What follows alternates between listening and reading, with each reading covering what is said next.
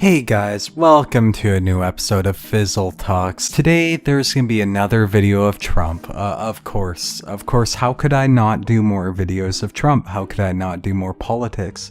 It's just so much fun. I just want to devote my whole life to politics. This is really fantastic.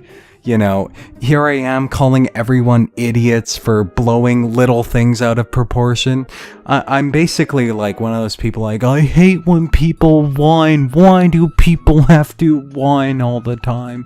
But I guess I'm a bit of a hypocrite because I'm now focusing on these sorts of things and saying, why do people focus on these things? I guess it's because, well, same thing as everything. People just disagree. One of the worst freaking names for a video game I've ever heard. I mean, come on! Deus Ex! So freaking dumb. But guess what? The title isn't even the worst part. I haven't even played Deus Ex. And I already know it's a terrible game. In fact, from what I've seen so far, the game gets a negative 30,000 out of 10. But anyways, we all know Trump's got a bit of a reputation as a bully on Twitter. He was making fun of celebrities like Rosie O'Donnell and stuff like that. Who cares? Honestly, this is one of the reasons why he got elected, is because we're sick of this whole, cyberbullying is worse than real bullying. You can actually wind up in a jail cell with people who inject smack into their eyeballs and drag Chinese people from the back of pickup trucks just for typing something that made someone go, oh, wow! Get the fuck over and move on. Cyberbullying is a first world problem. There, I said it. Now bring on the hate comments. Nah, just kidding. Don't, because that would be cyberbullying. Cyberbully is the first movie I've ever rated dumb out of 10.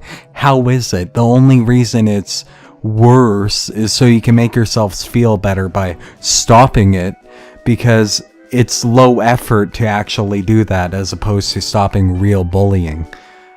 Because people, it works both ways. When people feel that anonymity behind the keyboard, it works for the other side too. They feel like they're doing something and they're being safe, and therefore they're not really doing anything because there's no conflict that they're involving themselves into.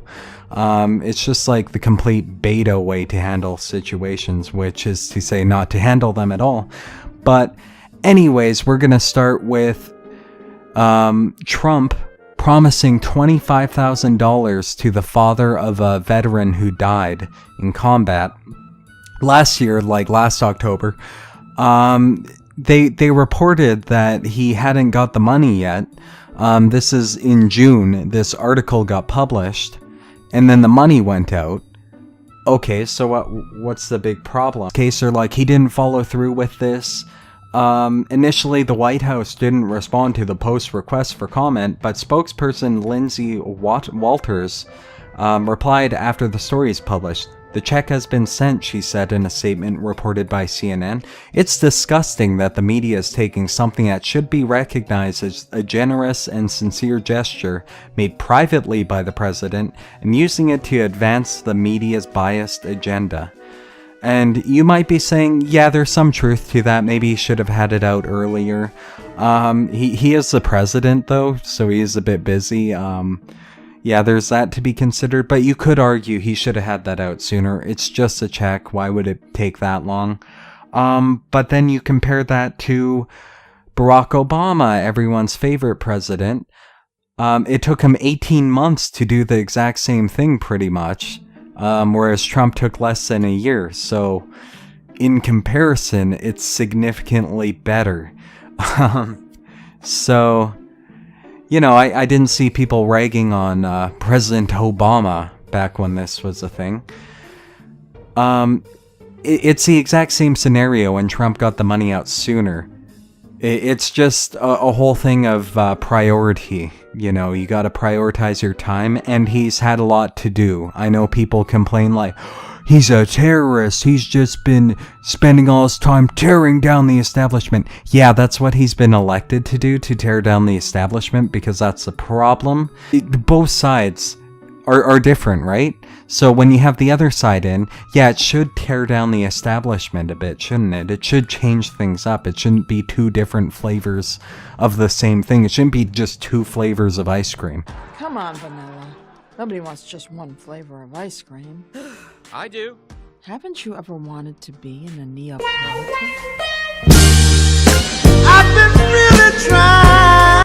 You know, what if you don't want ice cream? You know, what if you want something that's actually nutritious and good for you? Anyways, getting too caught up in this analogy. Let's move on. There's this new controversial tweet that came out, and Twitter's been sending me these Donald Trump news things. I didn't subscribe to this. They just feel the need to shove this down my throat. And it's always something negative and something really stupid that they're blowing out of proportion. They actually email me these stupid things. Trump tweeted out prepare yourself. Because people are just going haywire over this. So you've been trigger warned. Now that the 3 basketball players are out of China and safe from years in jail, LeVar Ball, the father of LiAngelo, is unaccepting of what I did for his son, and that shoplifting is no big deal. I should have left them in jail. Now, you might say, like, oh, who are these people? Well, it's quite simple, actually. There's these 3 basketball players who were out in China, and they were caught shoplifting from high-end retail stores. And in China, that's kind of a big crime. They would have spent years in jail. But Trump got them out of China. They were being trouble, but hey, they're kind of our people. Could you just let it slide this time? And they're like, yeah, okay, we like you, so we'll let it slide. And these basketball players, they thanked him for the gesture. They were actually very nice about the situation. But the father, let's just see what the father had to say to get a little more context behind this, because that's what you have to do before you jump to bold claims. You have to actually cite the original thing that the person's referencing, okay, to give people context about what the situation is so they can make up their mind on the ideas based on the facts presented. As long as my boy's back here, I'm fine, LeVar Ball told ESPN. I'm happy with how things were handled. A lot of people like to say a lot of things that they thought happened over there.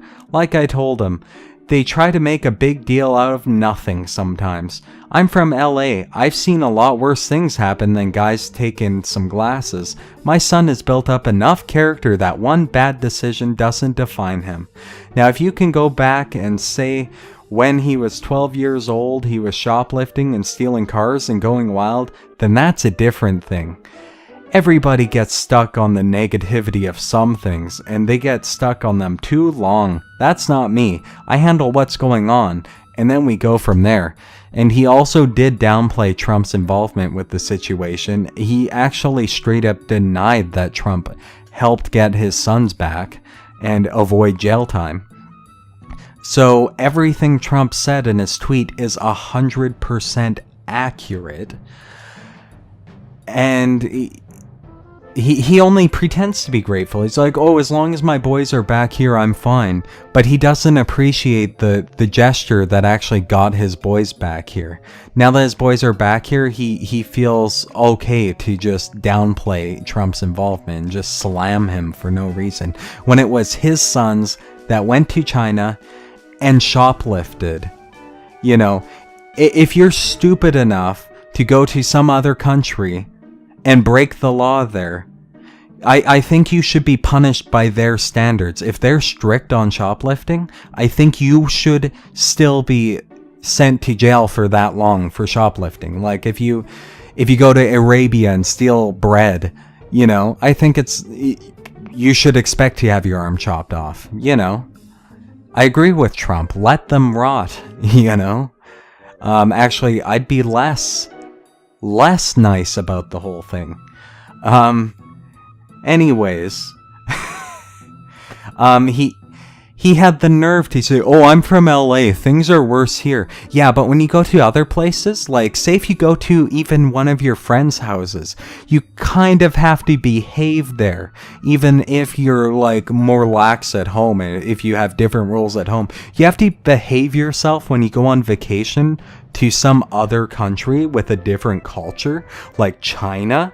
Kind of a bit different than America, isn't it? You can't go around like it's LA, or else you should expect to be berated and like punished like the same way their people would be punished doing that same behavior you're doing. And that being said, shoplifting's not a minor thing. Shoplifting's quite pathetic.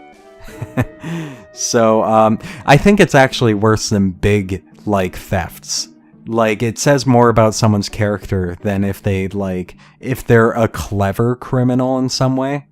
But that's just my personal opinion. Bottom line, fully agree with Trump's tweet. Like, why are people bitching about this? Why is this even news? It isn't. It's fake news in every aspect. It shouldn't be news in the first place. And if people are like, oh, Trump's an asshole, he shouldn't be an asshole. He kind of has to be. You know, if he wasn't an asshole, he wouldn't have got in. You have to be an asshole or you just get bullied. And the thing is, the left, they're totally all about the horde mentality and bullying anyone who disagrees with them. Because they believe they're right and they believe the ends justify the means all the time. And the only way to combat that is to go ham against them. So yeah, you have to come off as an asshole or people won't listen to you. That's the way the world works. And Trump being an asshole is exactly what got him in, whether you like it or not. If you're like, I wish he was just a bit of a nicer guy though, well, it's too bad that people don't vote like that, right? It's too bad that people are so easily brainwashed, you know? So maybe think about, this goes for anyone, think about your beliefs and think about where you could be wrong in things. Because I used to be super lefty, not anymore, because it's just based on lies and it's just based on feelings. Like I feel this, I feel that. That's not facts. You know, people like to say they're facts, they're not. Anyways, Fizzlesticks, your favorite internet asshole, signing out.